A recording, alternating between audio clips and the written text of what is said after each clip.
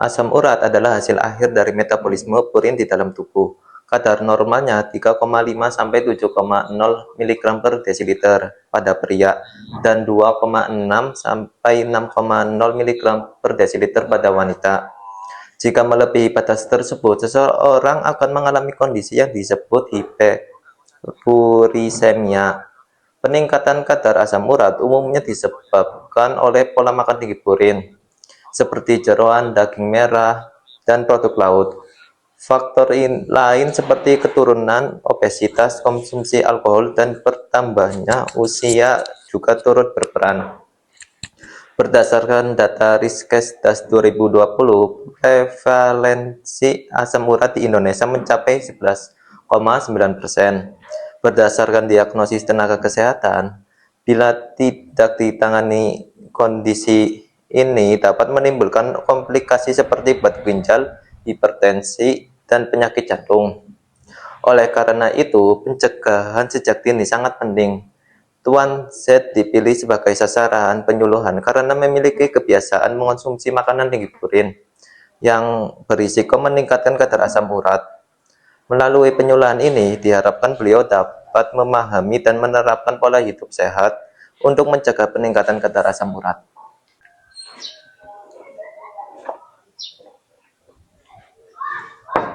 Assalamualaikum.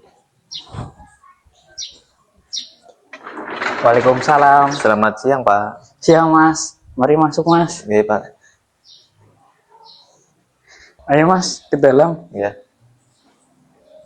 Mari duduk dulu, Mas. Makasih ya, Pak.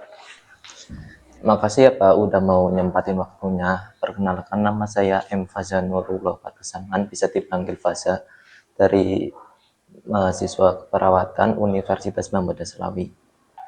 Jadi gini, Pak, hari ini saya akan melakukan penyuluhan singkat soal pencegahan asam urat. Tujuannya biar Bapak makin paham apa itu asam urat dan cara mencegahnya, biar bisa diterapin sehari-hari. Untuk waktunya sekitar 30 menitan saja. Apakah Bapak berkenan? Siap, saya berkenan, Mas.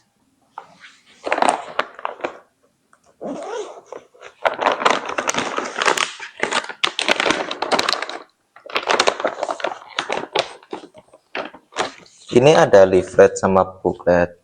Nanti bisa dibaca sambil kita ngobrol ya, Pak. Ya, baik, Mas. Nanti yang kita bahas ada beberapa poin ya, Pak. Yang pertama itu ada pengertian asam urat. Yang kedua itu ada faktor dan penyebabnya. Yang ketiga itu ada tanda dan gejalanya. Yang keempat itu ada cara mencegahnya. Yang kelima itu ada pengaturan pola makan. Yang keenam itu ada gaya hidup. Dan yang terakhir itu ada pengobatan tradisional. Sebelum mulai, aku mau tanya dulu ya, Pak. Apakah Bapak udah tahu apa itu asam urat dan cara mencegahnya? Setahu saya sih, sakitnya cuma di sendi, Mas. Tapi kalau secara detail belum paham. Oke, nggak apa-apa, Pak. Nanti kita bahas pelan-pelan aja ya, Pak, pakai lembar balik ini. Kalau emang sekiranya ada yang mau ditanyakan, langsung ditanya aja. Baik, Mas. Kita mulai dari yang pertama dulu ya, Pak. Sebenarnya apa sih itu asam urat? Asam urat merupakan hasil metabolisme akhir dari purin, yaitu salah satu komponen asam nukleat yang terdapat dalam inti sel tubuh. Asam urat juga dikenal sebagai arthritis gout, yaitu penyakit yang disebabkan oleh gangguan metabolisme purin dengan hiperurisemia dan serangan sinovitis akut berulang-ulang. Gampangnya gini, Pak, tubuh kita setiap hari itu mecah zat namanya purin. Nah, bisa pemecahnya itulah yang disebut asam urat. Normalnya dibuang lewat air kencing, tapi kalau kebanyakan dan numpuk, dia bisa nyerang sendi. Jadinya nyeri dan bengkak itu yang sering disebut asam urat atau gout. Selanjutnya ada kadar normal ya, Pak. Untuk laki-laki itu ada di angka 3,4 sampai 7,0 mg per desiliter. Untuk perempuan itu 2,4 sampai 6,0 mg per desiliter. Nah, untuk anak-anak itu 2,8 sampai 4,0 mg per desiliter.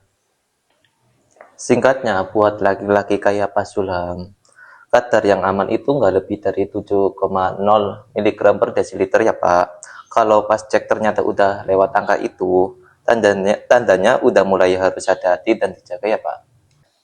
Oh, jadi punya aku idealnya di bawah 7 ya, Mas? Nah, betul banget Pak. Kita lanjut yang kedua ya Pak. Ini soal apa aja yang bikin asam urat naik. Ada dua faktor. Untuk faktor utama itu ada genetik dan lingkungan. Terus ada pola makan, terus konsumsi alkohol, IMT, dan yang terakhir itu penggunaan obat-obatan. Untuk faktor kedua itu disebabkan oleh komplikasi penyakit lain seperti hipertensi dan aterosklerosis. Jadi penyebabnya ada dua kelompok ya Pak. Yang utama itu dari diri sendiri dan kebiasaan.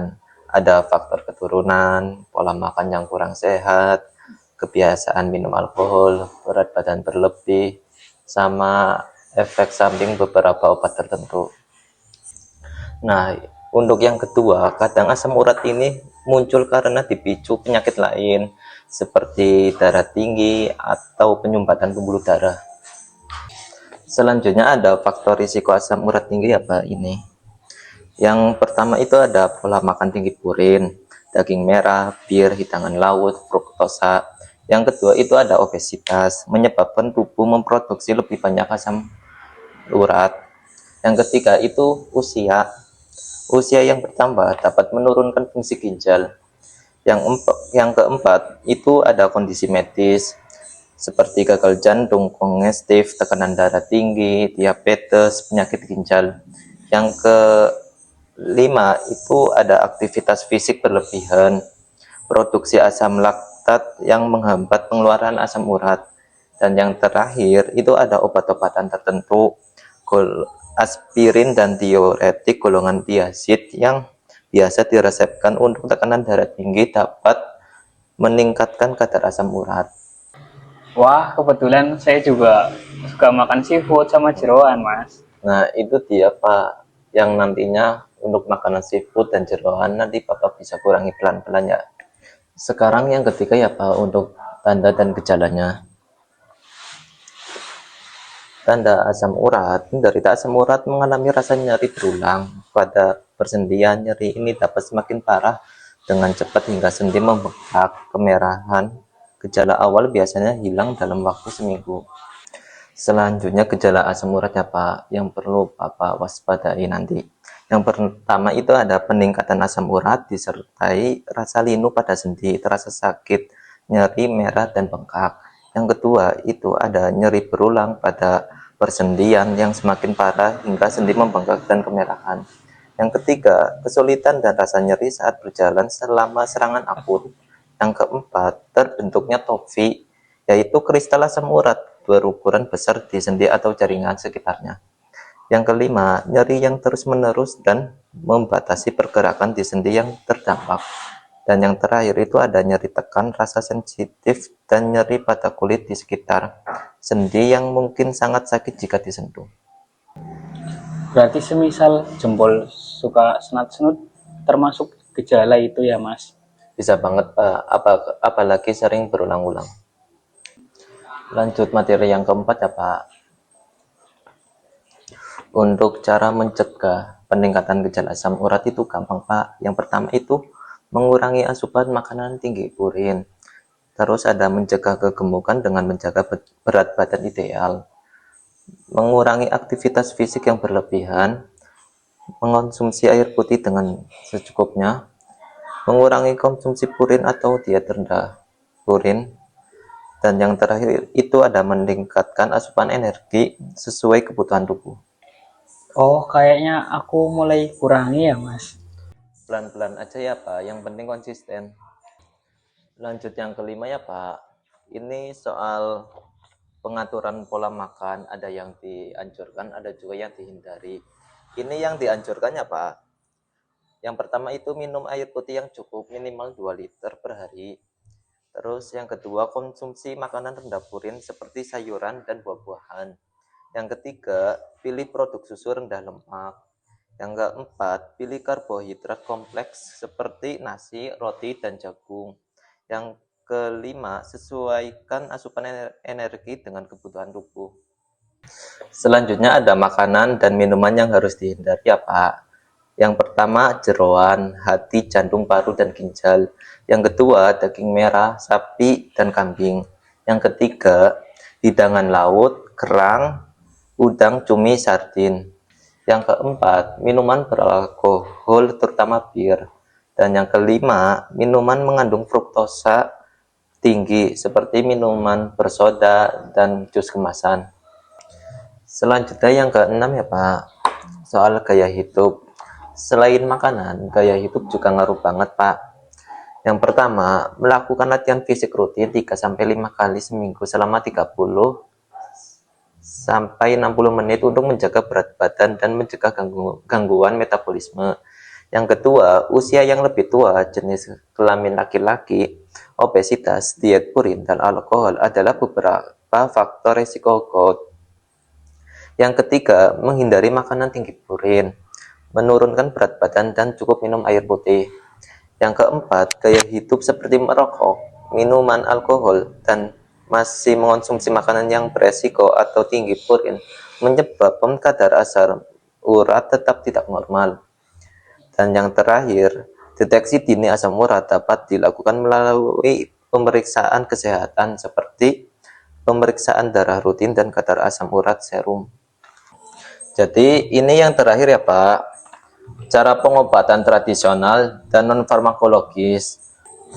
Pengobatan non-farmakologis, jadi pengobatan tanpa obat itu sebenarnya balik lagi ke gaya hidup tadi Pak. Meliputi diet rendah purin, asupan energi seimbang, menjaga berat badan ideal, dan mau berbanyak minum air putih. Selanjutnya untuk pengobatan tradisional ya Pak.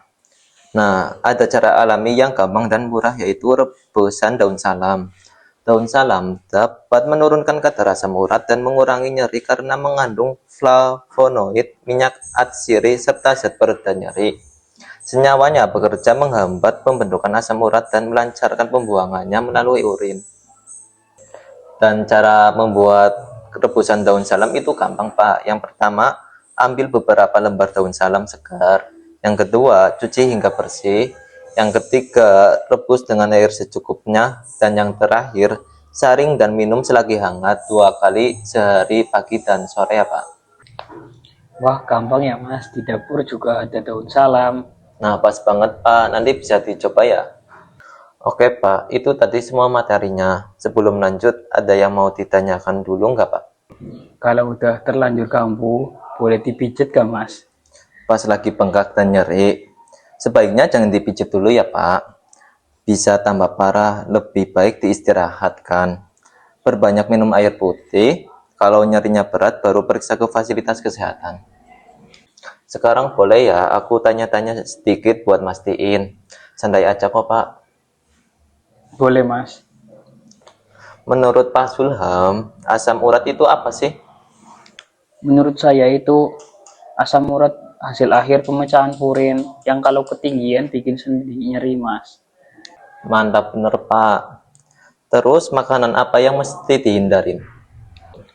Jeroan, seafood, daging merah, dan alkohol Mas. Pinter Pak. Satu lagi ya, obat alami yang tadi apa?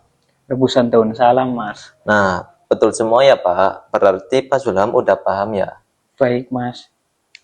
Makasih banyak ya Pak. Pak Sulham aktif banget tadi. Jawabannya juga benar semua. Jadi kesimpulannya, jaga pola makan dan hindari makanan tinggi purin.